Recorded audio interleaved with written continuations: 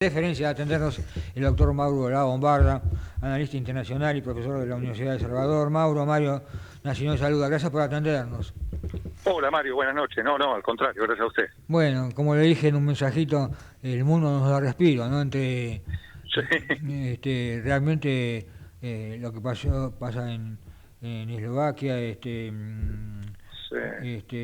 la guerra que continúa, Putin empecinado en ganar esta guerra que él provocó en este nuevo ensayo neocolonialista, neoimperialista, neosoviético, y por otra parte, hagamos un recuadrito de estos, porque Europa también, ojo que está incrementando también los presupuestos militares. O sea, ¿cuál es la hipótesis? La hipótesis sigue siendo Rusia a esta altura del partido, después que se cayó el muro, tantos años después, seguimos Occidente, Oriente y todo en centro en Europa.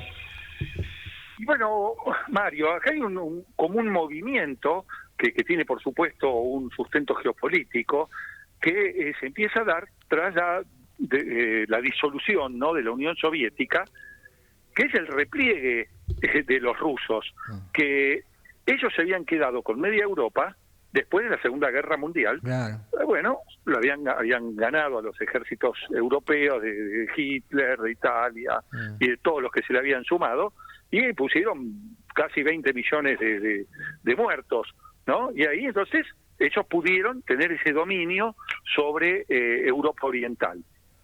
Ahora bien, tras la Guerra Fría, duró 40 y pico años, y ellos fueron derrotados, no pueden pretender seguir teniendo la misma influencia en Europa que habían tenido cuando habían ganado en la Segunda Guerra Mundial. Claro. Entonces, a partir de eso empieza este proceso en el que Estados Unidos va expandiendo su influencia en Europa, a partir de la Alianza Atlántica de la OTAN, ¿no? Entonces, Putin vive comentando siempre que a él le habían prometido que no iban a expandir la OTAN. Bueno, eso no existe. ¿Quién le había prometido? ¿Dónde está? Claro. ¿Está por escrito? ¿Está en algún lugar? Aparte, en cuestiones así de geopolítica, no hay tratados que se respetan, no hay un tribunal que juzga. Entonces, lo que Rusia tiene que comprender es que esa influencia que ejercía sobre Europa, y que bien se la ganó en su momento, bueno, después fue derrotado. Entonces, las fronteras se corren, y ya no puede seguir ejerciendo esa misma influencia en los países de Europa del Este, en Europa Oriental. Y eso me parece que es lo que le está marcando también Estados Unidos cuando colabora en la defensa de Ucrania. Y creo también que el que no está asumiendo la responsabilidad es Europa, el resto de Europa, Europa Occidental, que no está ayudando en el esfuerzo. El esfuerzo solamente lo hace Estados Unidos, pero ¿dónde está el esfuerzo europeo? Macron hace unos días dio un reportaje en el diario The Economist, y dijo que Europa tiene que tener mayor autonomía respecto de Estados Unidos. Bueno, muy bien, que la tengan la autonomía, entonces asuman la responsabilidad de defender Europa, porque si no, ¿quién va a defender esa parte del continente? Porque no es solamente Ucrania, son también los países del Báltico, Claro. Suecia, Finlandia, Claro, están todos haciendo fila para entrar, bueno, se han entrado a la OTAN. Algunos sí, otros Entonces, claro. y otros no todavía, claro, Ucrania todavía Bueno, no. Pero entonces, yo creo el que es caso que eso un ahora poco. estalló en Georgia, ¿no es cierto?, con una ley prorrusa también, que... Bueno, por eso ellos quieren seguir teniendo influencia. Yo creo que lo que Estados Unidos está buscando es empujando a Asia hacia Europa, a Rusia hacia Asia, y que se enfrente con los chinos. Porque la verdad es que China y Rusia, más allá de esta alianza que tienen sin límites, hoy creo que ya Putin estaba yendo para China, ¿no? Sí. Para una nueva reunión con Xi Jinping. Sí. Esta alianza es un matrimonio por conveniencia, es una alianza circunstancial. Los intereses geopolíticos chinos y rusos son antagónicos. Claro. Ellos han vivido enfrentados durante más de 500 años. No nos olvidemos que China, bajo el gobierno comunista de Mao Zedong, se alió con Estados Unidos contra la Unión Soviética. Claro. Entonces, ahí no importa la ideología, no importa nada. Los intereses geopolíticos priman por sobre las alianzas que son circunstanciales. Entonces, Estados Unidos, al empujar a Rusia hacia Asia, le está diciendo tu terreno de expansión y de influencia que entra en colisión con China.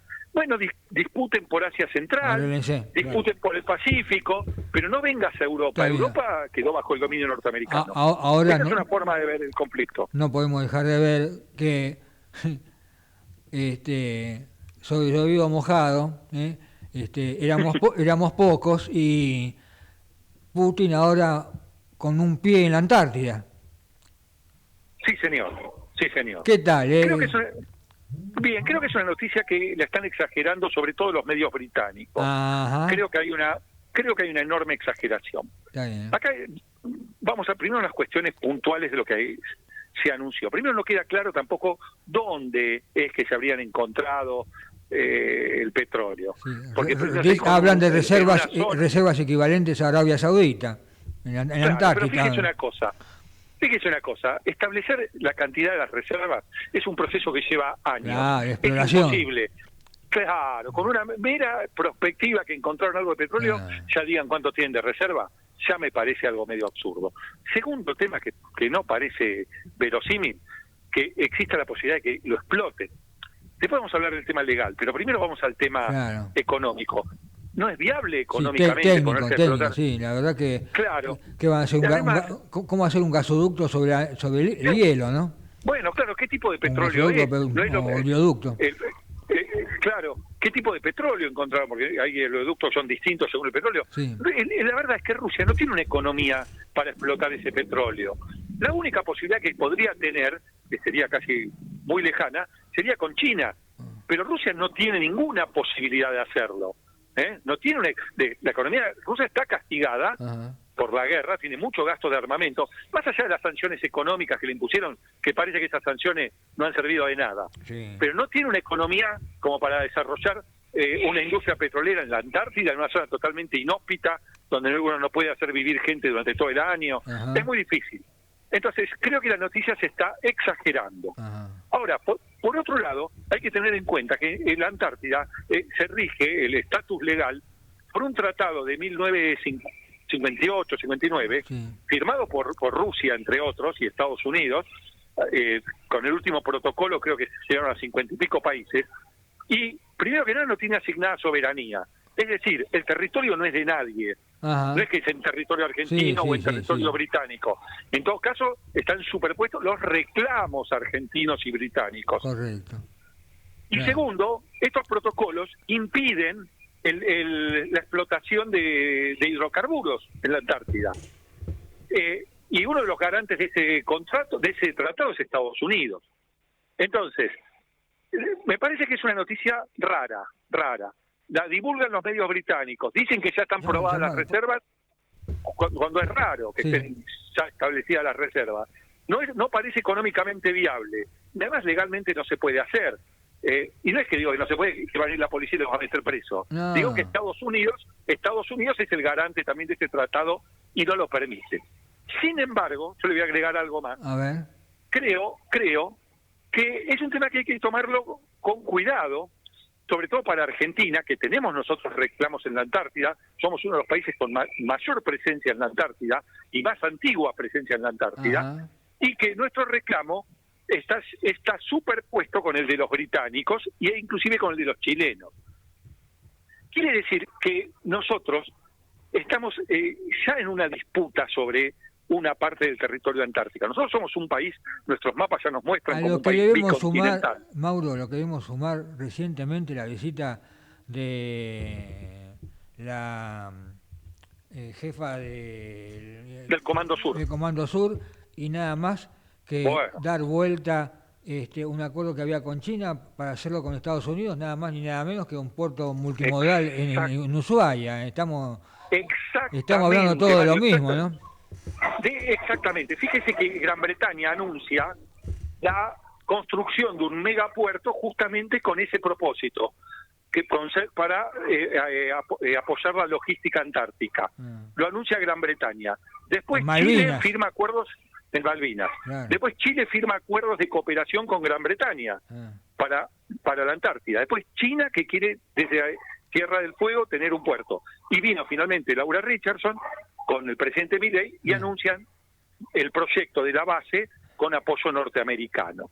Es decir, estamos realmente frente a un tema de política continental. Es decir, hay potencias extracontinentales, que es Gran Bretaña, China, ahora Rusia, que vienen con intención de tener una proyección sobre la Antártida, y nosotros, Argentina, no está en condiciones sola de salir a enfrentarlo. No, Esto claro. tiene que ser una política continental. Tenemos que hablar con todos nuestros vecinos, hay que hablar con Estados Unidos, por supuesto, Claro. y tener una política común. No puede ser que Chile esté en cooperación con Gran Bretaña. Chile debería estar en cooperación con nosotros. Ese es un error argentino. Estábamos tan tranquilos, ¿no? Pero lo que pasa que, vamos a hablar claro, Mauro, ¿qué políticos, quién hizo campaña con el tema geopolítico, con el tema de la política externa? Claro. Solamente, bueno, Milei y cumplió, dijo, bueno, ahora yo me alío a Estados Unidos y a Israel. Pero, sí, pero lo de Milei es una cuestión ideológica es más un análisis geopolítico. Y declarativo, quizás, pero bueno, el hecho es que siempre, usted que es un especialista en el tema, se despreció bastante el tema geopolítico desde la política argentina, como Y bueno, tantos otros. así no va. Así no va, obviamente, porque perdemos perspectiva de dónde ubicarnos. Claro. Claro. Que no solamente son problemas territoriales, de ventajas territoriales, sino de ventajas económicas las alianzas. Bueno, por supuesto, si uno se alía mal, como ya nos ha pasado en la historia, Sí. cuando uno juega mal geopolíticamente, después sufre las consecuencias. Sí. El nivel de indigencia que tiene Argentina, la pobreza, todo, esto no es casualidad. Lo que nos pasó en la Segunda Guerra Mundial. Y bueno, en la Segunda Guerra Mundial preferimos seguir los dictados de Gran Bretaña antes que los de Estados Unidos, pensando que Gran Bretaña iba a salir victoriosa. Gran Bretaña perdió su imperio y Brasil, que siguió a Estados Unidos, mire cómo creció. Bueno, está bien. No, Y acá en Argentina, el gobierno de ese momento le declaró la guerra al eje 2 meses antes del armisticio, así que hasta febrero del 46, claro. Hasta hicimos casi el ridículo, digamos, porque la verdad que... Bueno, pero Mario, ¿quién gobernaba en el 39 en Argentina cuando empezó la guerra? ¿Quién gobernaba en el 40, en el 41, en el 42? Claro. ¿Quién gobernaba en esa época? Los empleados de Gran Bretaña. Claro. El gobierno argentino, que era el gobierno de la década infame. Claro. ¿A quién respondía ese gobierno? Claro. Entonces, ¿por qué Argentina se mantuvo neutral? No porque fuera Pero se mantuvo aliado de los nazis. durante el gobierno militar de Farrell también se mantuvo... Y después, claro, ya estábamos, ahí ya estábamos. Y ahí finalmente... no hubo ningún cambio. Y un gobierno que integraba a Perón también, ¿no es cierto? Y bueno, está bien, cuando Perón asume ya la guerra estaba terminada. No, ya sé, pero Perón febrero del 46. Febrero del 46 asume Perón. Fue ministro de guerra también, ministro de guerra y ministro del trabajo. Pero él no podía declarar la guerra. Fíjese que Perón justamente es el primer presidente que busca la alineación con Estados Unidos. Está bien. Sí, mire que es un tema de mucha actualidad ahora que se está discutiendo régimen claro. de... Bueno, el primero que hizo algo parecido, una ley de inversión extranjera, fue Perón, para traer los capitales norteamericanos. Contrariamente a la marchita, no se combatió el capital, se lo atrajo. Todo lo contrario, exactamente. Perón siempre fue confuso, ¿no? Con su posicionamiento, pero él quería traer las inversiones extranjeras para el petróleo y trajo a las empresas norteamericanas. Usted sabe que había, para cerrar, había un chiste en los 70 que... en plena pulseada entre la izquierda y la derecha dentro del peronismo, entre los montoneros y la AAA, que el chiste decía que Perón le decía a su chofer: poné el giro a la izquierda, pero doblá a la derecha. Y sí, y bueno, eso lo hizo. Fue una política en ese sentido quizás cerrada, porque nunca fue claro. Pero él quiso traer los capitales norteamericanos para explotar en áreas críticas donde Argentina no tenía capacidad ni tecnológica ni financiera. Quizás algo parecido está pasando ahora, y el peronismo se opone. Yo no conozco los detalles del proyecto, pero hay que buscar la conveniencia para nuestro país. Seguro. Pero no está mal traer inversión extranjera. Mauro, le agradezco muchísimo, como de costumbre, que se haya hecho 2 minutos para con nosotros. Un abrazo, Mario, que siga muy bien. Igualmente, ahí estaba el doctor Mauro La Bombarda, analista internacional, profesor de la Universidad de Salvador.